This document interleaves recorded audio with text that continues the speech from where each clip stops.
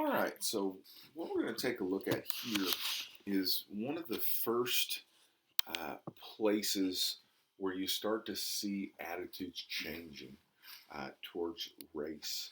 And it's in the area of sports. Sports in the military are going to be half a decade, three quarters of a decade before a lot of social institutions in making these changes and desegregating. The term used for it back in the day was that there was a color barrier in sports. And the most famous um, guy to come along, the first guy to break it, is a guy by the name of Jackie Robinson. Jackie Robinson was a player in what was called the Negro Leagues.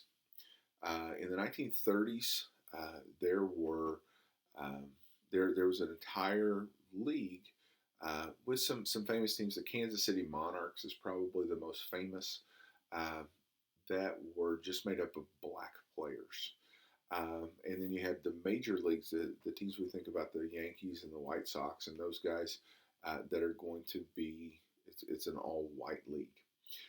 And so there is a manager, Branch Rickey, for a team called the Brooklyn Dodgers, who is going to decide that he is going to um, help break this racial barrier. And so he looks at the Negro Leagues, and there are a lot of very famous guys in the Negro Leagues. One of the most famous is a pitcher by the name of Satchel Paige. Satchel Paige was a little old by this point to be the player that um, that was going to break the color barrier. What they needed was somebody who could do two things. One is stand up to the intense mental pressure, the intimidation, the threats that they were going to have to deal with, obviously, in trying to do this. So they've got to be able to deal with that and not fight back. And you've got to have somebody who's going to be excellent on the baseball field. Well, the guy they had was a guy named Jackie Robinson. Jackie Robinson had served in World War II, had even got in a little bit of trouble in World War II, basically for not abiding by a lot of the racial separation rules that even the military had at that point.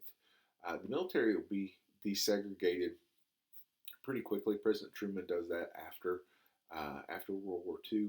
Uh, but as these African American soldiers are coming back, it's not lost on them that they're overseas fighting, laying their lives on the line for a set of ideals, and when they come back to the United States, they're made to live in a segregated society. And so they knew Jackie Robinson was a guy uh, who was um, who was capable of excelling on the baseball field. Branch Rickey will talk to him to make sure that he is uh, okay to undergo the mental pressure. We're talking horrible things, death threats, people throwing things at him from the stands, opposing players trying to hurt him, sliding into him. He was a second baseman at first, and then I think he played a little first base too. But sliding in with the spikes up, um, just some really horrible situations that this guy is going to deal with. With pinch What you batter see Frank here Keller at bat, is a super famous play from Robinson Jackie dashes Robinson. for the plate.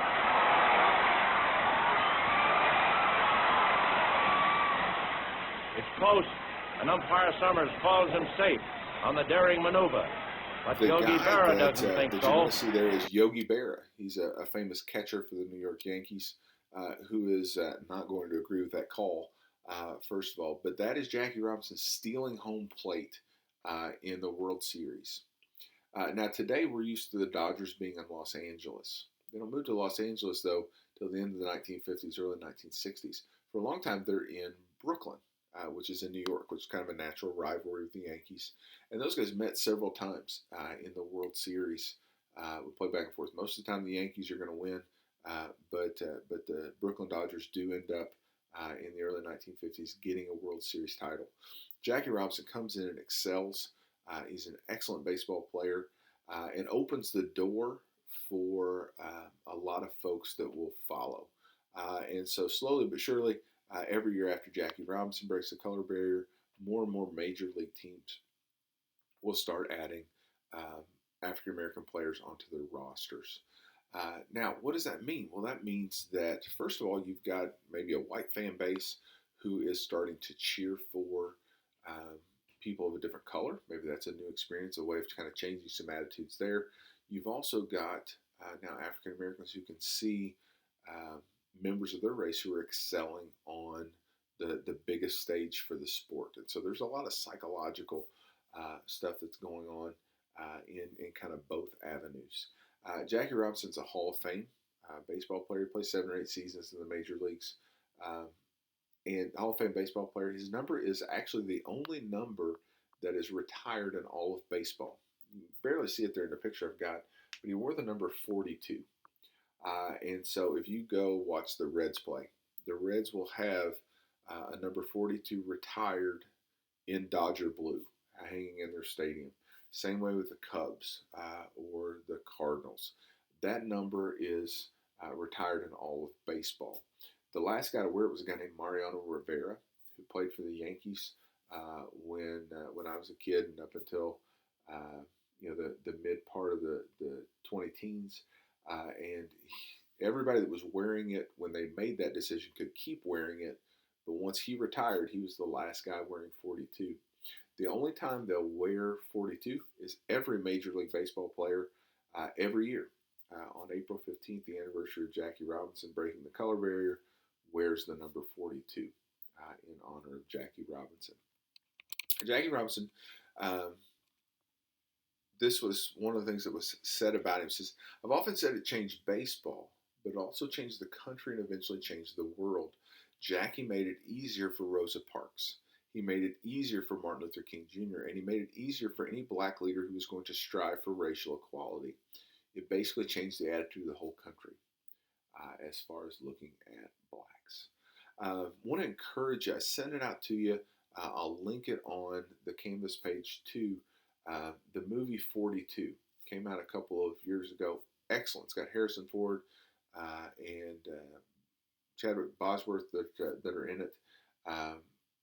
And it does an excellent job of showing the struggles that Jackie Robinson had to go through. It's also a Hollywood movie, so it's very entertaining, but it gives you a great idea of what that is. There are other athletes who are doing some of the same things. There's a young lady named Althea Gibson, who's an African-American female tennis player who's going to win the U.S. Open, become the first African-American woman to win a major title in tennis. In boxing, you had this guy, it's a guy on the right, his name's Joe Louis. And Joe Louis was not the first black heavyweight champ. That was actually the guy on the left there, Jack Johnson. But Joe Louis was a beloved heavyweight champ. If you remember watching the movie Cinderella Man, Joe Louis is actually the guy that will beat J.J. Braddock and take the heavyweight championship title from him. But he and Jack Johnson couldn't have been more different. Jack Johnson was a heavyweight champ before and in like the era of the 1920s. He was very loud, flamboyant, dated white women, which we've talked about was a real no-no in society at that point, and really rubbed a lot of white society the wrong way with his behaviors. Joe Louis wasn't like that. Joe Louis, I think, kind of understood he had a responsibility to help break down some of those barriers. I've got a great video I'm going to link for you on this playlist right after we get done with these notes. You can click on that video that'll show you a little bit about Joe Louis and the comparison with Jack Johnson and breaking the color barrier. But I'll throw some stuff there on that playlist for you.